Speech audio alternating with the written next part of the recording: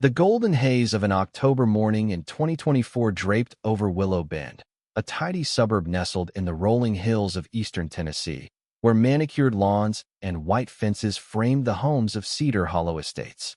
Ethan Carter, a 38-year-old welding instructor at the local technical college, eased his beat-up Ford Focus into his driveway, the engine sputtering after a long day of teaching metalwork. The faint scent of acetylene clung to his jeans. His back ached from bending over student projects, and all he wanted was to crack a beer and sink into his couch. But as he stepped out, his boots crunching gravel, a cherry-red Cadillac Escalade loomed in his driveway, perfectly centered, blocking his garage like a monument to audacity. Ethan froze, his keys dangling. This wasn't a mistake, it was deliberate, the third time this week.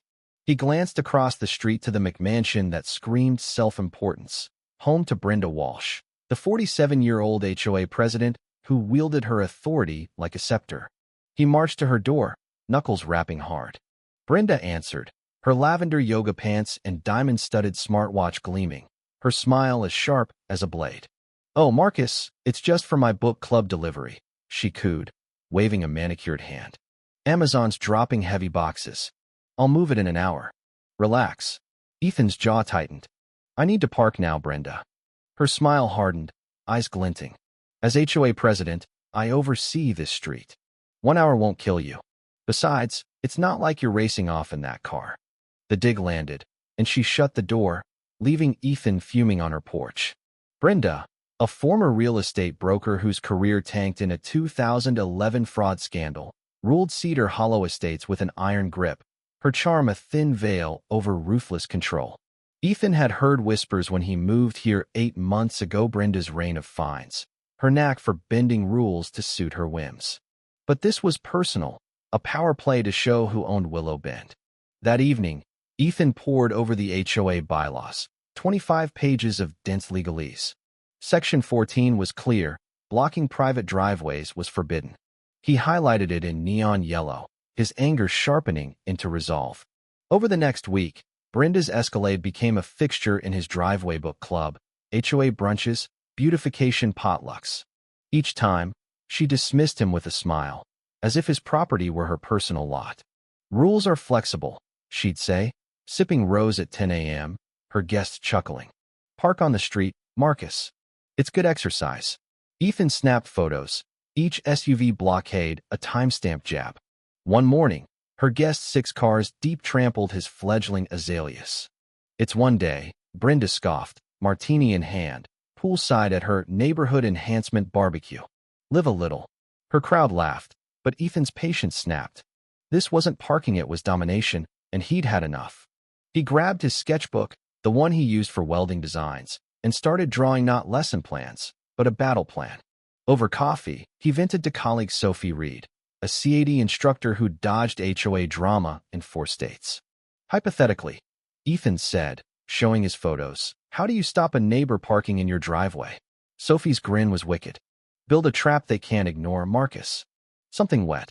Monday dawn, Ethan planted a marine-grade aluminum, "No parking private driveway" sign, etched with city ordinance codes, reflective letters blazing. He texted Brenda a photo, copying the HOA board. "Install the sign to clarify parking. Ordinance 352, D protects private driveways. Have a great day." Her reply buzzed an hour later. "That sign's hideous, Marcus. We'll address it at the next meeting." No apology, just aesthetic snobbery. By noon, her Escalade kissed the sign's post, her bumper a defiant inch away. Brenda strutted out, blazer sharp, heels clicking, ignoring the sign as she grabbed a casserole dish and sashayed to her house. Her potluck guests followed, for cars clogging Ethan's driveway, tires chewing his grass. He set out 8 orange construction cones, a neon fortress around his property, and caught neighbor Amos Tate watching from his porch, a retired electrician with a grizzled smirk. "Building a cone army, Marcus?" Amos called, his voice warm with mischief. "Something like that," Ethan said. "Folks forget boundaries." Amos nodded. "Need help reminding him?" Wednesday morning, Ethan woke to his cones scattered, some in a storm drain, others stacked mockingly on Brenda's lawn. Taped to his door was a violation notice, red ink screaming, Unsightly traffic devices detract from community harmony. Remove within 72 hours or face fines. Brenda's signature sprawled below, her home printer's smudge betraying her haste. Fury boiled in Ethan's chest, but Sophie's words echoed. Think bigger. At lunch, she showed him an online thread HOA revenge tales, one about a Colorado man's legal moat. Ethan's eyes lit up. A water feature, he whispered, sketching a trench, koi fish, a motorized bridge. Sophie clapped. Protective landscaping, Marcus. Pure genius. That night, he scoured HOA bylaws, finding Section 21A. Decorative water features are encouraged for beautification. He highlighted it, grinning. Thursday, he called Amos. Hypothetically, how hard's an 18-inch trench across my driveway? Amos's laugh rumbled. A weekend with the right gear. You free Saturday? Ethan's voice was steel. Let's dig. Saturday dawn. Amos arrived with a trenching shovel and a glint in his eye. Ready for magic, Marcus? They carved a trench across Ethan's driveway. Ethan measuring depth, Amos wielding tools like a maestro. Neighbor Ellen Hayes brought lemonade, eyeing the dirt. Fountain? She asked. Something like that, Ethan said, sweat beading. By dusk, the trench was lined with waterproof material, bordered by stones, a motorized bridge, Amos's engineering marvel spanning the gap. Sunday, they filled it with water, koi fish darting beneath LED lights. The bridge, steel and silent, rose on command, a drawbridge for a modern castle. Monday evening, Brenda's investment club potluck rolled in. Her Escalade aimed for Ethan's driveway, but the raised bridge and shimmering moat stopped her cold. From his window, Ethan watched her jaw drop, her hands gripping the wheel. She leapt out, sequined dress glittering, shrieking, "What is this?" Vandalism. A hazard. Ethan stepped out, hand on the bridge controls. It's a water feature, Brenda, legal under Section 21A. Beautifies the neighborhood. Her voice hit operatic heights. This is insane. Neighbors gathered, phones filming, as Brenda hurled a no parking sign into the moat, splashing her dress. Koi scattered, water soaked her heels, and applause rippled from the crowd. Brenda live-streamed, ranting about dangers, but the moat's serene glow mocked her. A city inspector, summoned by Brenda, arrived Tuesday, clipboard in hand. Solid work, he said, signing off. Creative landscaping. Wednesday night, a metallic screech woke Ethan, the bridge motor grinding. Flashlight in hand, he caught Brenda, in black athleisure, jamming the mechanism with a wrench, oil on her hands. Evening, Brenda, he said, beam pinning her. She froze, then bluffed. This is a hazard. I'm helping. Ethan's cameras had recorded every second. Thursday's town hall was packed, neighbors buzzing. Brenda, in a power suit, railed against the moat menace, citing safety and values. Ethan stood, laptop ready. Let's address MS. Walsh's concerns, he said, playing the vandalism footage. Gasps filled the room as Brenda's wrench-wielding sabotage played in HD. Her face drained, heels clicking nervously. Ethan continued, this moat meets code, adds value, and only threatens those who ignore property rights.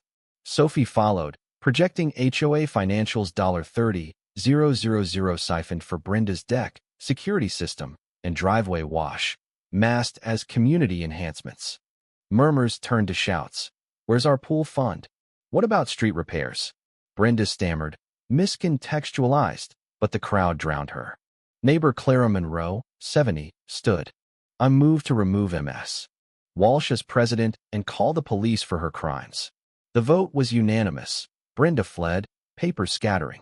Friday, Amos's cousin, Darla Reed, a realtor, called. Brenda's house is up for auction next week, mortgage default. Low bid, quiet sale. Ethan, flush with savings, viewed it that afternoon, heart racing. Tuesday, he bought it cash, 15% above asking. Thursday, a moving truck idled at Brenda's curb, blocked by the raised bridge. Brenda emerged, defeated in designer sweats, pleading, lower the bridge, Marcus. My movers need access. Ethan leaned on the controls. Brenda, I own your house now. Bought it yesterday. You're my tenant. Her face collapsed shock, horror, disbelief. Darla, Ethan's old college classmate, stepped up, clipboard in hand. Marcus, I'm the leasing agent. Full circle, huh? Neighbors cheered, phones filming. Brenda's meltdown, illegal. Harassment, fizzled as the truck crossed the lowered bridge, Ethan waving. Take your time. The owner's not rushed. As Brenda's belongings rolled away, Willow Bend exhaled. Ellen brought cookies, saying someone had to stop her. The Moat, dubbed the Walsh Line, became legend, its coyest symbol of defiance. Weeks later, the HOA board resigned, and a new committee, Clara, Sophie, Amos, rewrote bylaws with term limits and transparency. Ethan's story went viral, memes crowning Brenda, Queen Entitlement. He held workshops, sharing strategies to curb HOA abuse, inspiring resignations across counties. Brenda faced charges vandalism, theft, fraud, her assets frozen, her McMansion Ethan's. He considered renting it, savoring the irony.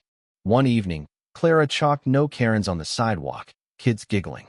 Ethan sipped beer on his porch, the Moat's LEDs glowing, bridge raised. Brenda's fear of fading had built her empire. Ethan's resolve had reclaimed his home. The war wasn't about parking, it was about respect, and his Moat taught a lesson that echoed beyond Willow Bend. Was Ethan's Moat justice or pettiness? Should Brenda face jail or exile? Can Cedar Hollow stay free, or will new Brenda's rise?